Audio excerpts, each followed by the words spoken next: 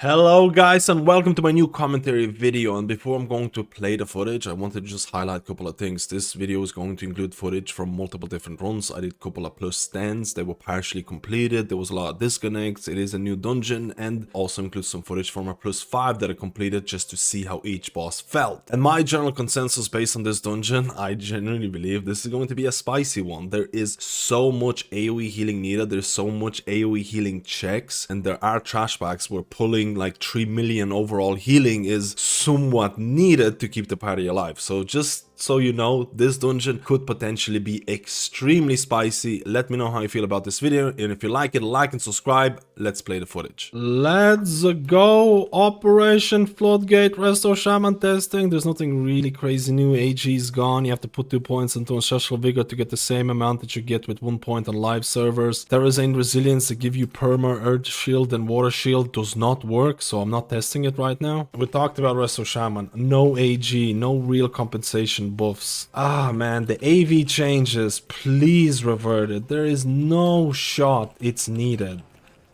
There is no... Oh, this is the new affix. You see this? I can't pick up my orb. I have to pick up other people's orbs. Pick it up for me. That's the new affix. It's basically... I like to call it... It's the... I was gonna say something.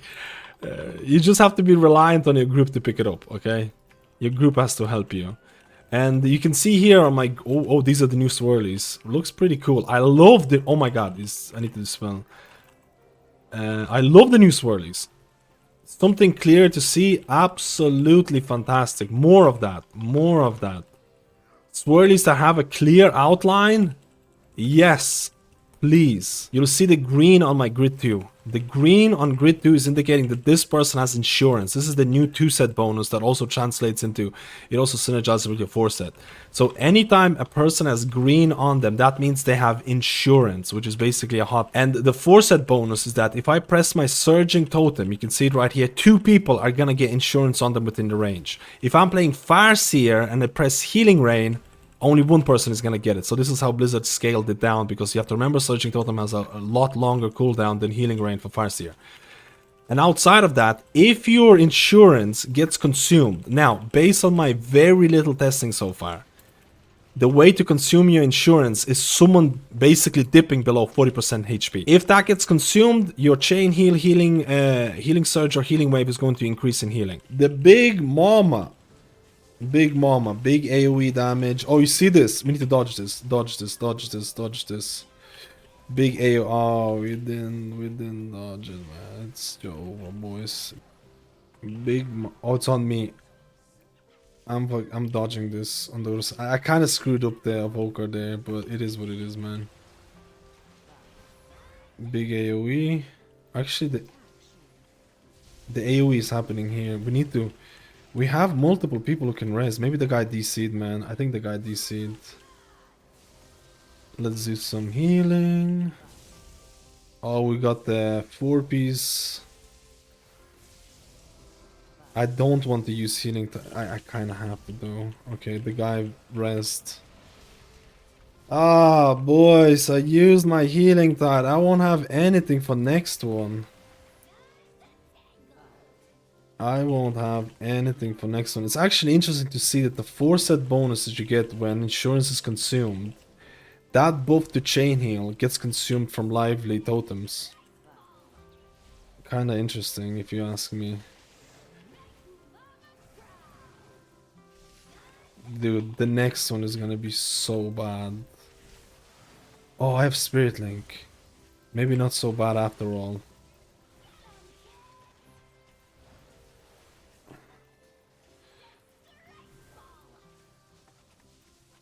My mana is rough though.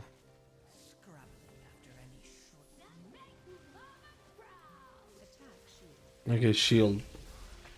Shield. I'll do Spirit Link at the very last second. Please just stack on me.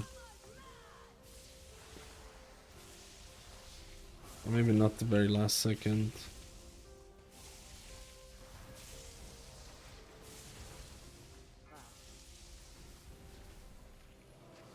Big Mama is big. Big Mama is big, man. Big Mommy. That sounds so weird. I apologize. That makes it sound so creepy, dude. I like the quality of life. The downpour has a much longer. You can use it for longer period. So you can assign it like, do I need downpour right now or can I use it later on? I'll have ascendance for the next one, so it should be fine. This is not really a good spot right now, I feel.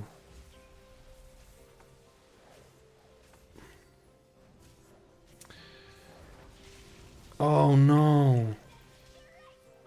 Okay, that's gonna hit a lot of people. I have healing tide as well. I have everything, man, and I can assign downpour at the same time. Like, this is fine, bro. We have 2 cooldowns to do. This is more. Oh, I didn't use my downpour in time. I have my thing here. This is fine. As long as you have a cooldown for at least some sort of cooldown for those healing moments, it's very important because the healing is definitely pretty spicy. I feel overall this dungeon has so much healing, man. I do want to try out a Farseer build as well. Like, we did talk about Whispering Waves, where 10% of healing waves healing is duplicated onto each of your targets with Riptide. But I would like to see how much overall healing that talent could account for, especially in raid environment. There is going to be raid testing later on. I will try out some sort of Riptide build to see how many Riptides I can have in the raid, and to see how much overall healing that talent can account for. If you look at that, okay, I need to pop some coolies here. Get my thing. If you've seen this talent is replacing. I used Ascendance for absolutely no reason. As you can see, I just panicked there because I wasn't sure if there's going to be more AoE damage. It's replacing Primordial Wave. Let me know how you feel about the fact that Primordial Wave is gone for Restoration Shaman. It's no longer there. It's being replaced by, again, we talked about this already, replaced by Whispering Waves. We'll have to see how this is going to look like. Dude, there's a lot of mobs here. There's a lot of mobs. Oh my god. Again, we have the same mobs before where you kind of have to pre-move. Okay, this is going to be rough. I'm going to put the Spirit Link. You have to pre-move. You see this happening right now. And you kind of have to keep moving until you get out of the range of the Shaman is in trouble here. Let's go. So you can remove bombs 2 different ways. You can kite the boss through the bombs. Or you can get the magic, well, like right now, go to it, and look at this, get rid of all of them. Boom, shakalaka. And then this person is gonna guide it. Oh no. Ah, I kinda screwed that up. I mean, it's fine, dude. There's only 1 more bomb. Now, I need to help with the thing. I need to dispel.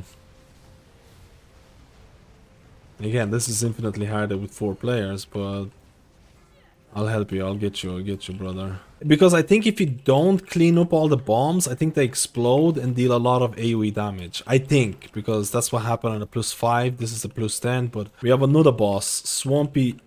What did he say? What does this debuff do? Inflicting that... I can't even read it, man. So, I have Tether. And do I have to stay tethered here with the boys? It seems like I do. And then avoid shit on the ground and bubbles come out always. I'll be honest with you, Blizzard did a really good job of adding clear swirlies, but that water ball is not really all that clear, man. No, run this way, run this way. Oh, I can see why this is really annoying. I can see why this can be really annoying, man. So there's continuous AoE damage happening throughout the key, seems to be. So is this gonna be like one of those... Oh, I'm gonna get hit here. Oh no, I didn't. So now I need to stack. And now we get new tether. And now I move to the boy. Okay. Oh no! Oh, we went... You see this? We went to left to right, man.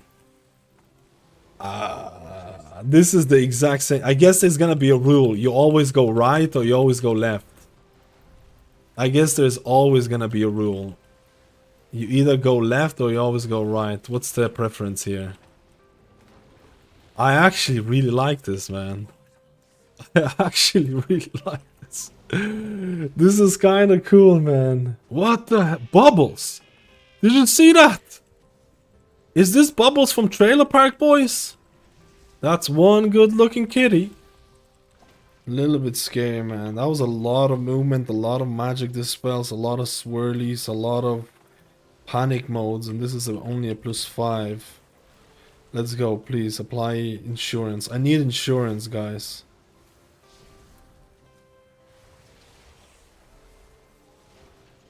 Man.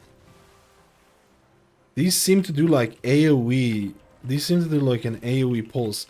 I've never seen this many AoE checks in a dungeon. I'm not kidding. I've never... This is insane. How many AoE checks you have here. This is like double the amount of certain. I think the guy stepped in a swirly. It is wild. Dude, I have no idea what to do here. What was it? You need to get a puddle and... Okay. And you need to... What? Oh, the affix. Let me help you. Let me help you. Let me help you. And do something with puddles, you said? Okay, so there's tons of puddles. And I need to run... Oh, dude, I'll help you with affix. Don't run, don't run. Okay. You have to remember, we're also testing new affix. Okay, so what do these people do? They just stay away and they get hit for a lot of damage. Okay, so what do I do? I have sparks on me. And they just follow me. Do I go over the puddle? Let me see. The spark is following me. Oh, you have to go over the puddle. We need a Balris. The tank died from something. I don't know what. Where's the Warlock? Warlock is over there, man. Okay, so this is actually not that difficult to understand, but movement-wise, this ain't hot. Again, it's made so much more difficult because of the affix. In my eyes, it's made a lot more difficult because of the affix. So this is now the swirlies. And they're gonna follow me. I'm gonna put them... Yeah, you see that? You just have to put them over the puddle, and it's actually pretty self-explanatory. Tank's dead. Okay, so the tank has that as well, and that feels extremely cringe for the tank. This is the overall healing, over 1 million healing, with insurance doing a good amount of my healing. So that's kind of interesting.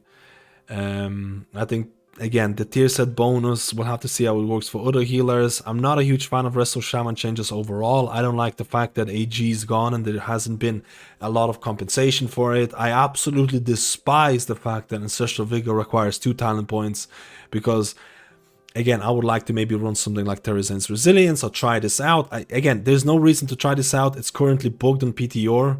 So I can't even try this quality of life. They did improve things like Wave Speaker's Blessing. They did bake in Mana Tide into Healing Tide Totem and things like that. Or there's some changes to try to simplify Resto Shaman. But overall, the loss of AG and the fact that Ancestral Vigor is 2 talent points, there needs to be more changes. There needs to be more changes. And in terms of the 4-set bonus, we talked about the 4-set bonus. Again, casting Surging Totem, 2 allies in the radius have insurance applied to them. If you're running Farseer, it's 1 insurance being applied. There's so much AoE damage. It's crazy. Again, a lot of people might really enjoy that because it poses a challenge for healers. Some people might find that extremely exhausting because almost every second trash pack you have to have AoE cooldowns to deal with them. Again, really want to know your opinion about this, how you feel about the Resto Shaman changes, how you feel about the Resto Shaman talent reworks, or maybe not talent, a little bit of a talent reshuffling. Do you want Farseer to be more usable? How do you feel about things like Terrazen Resilience being introduced?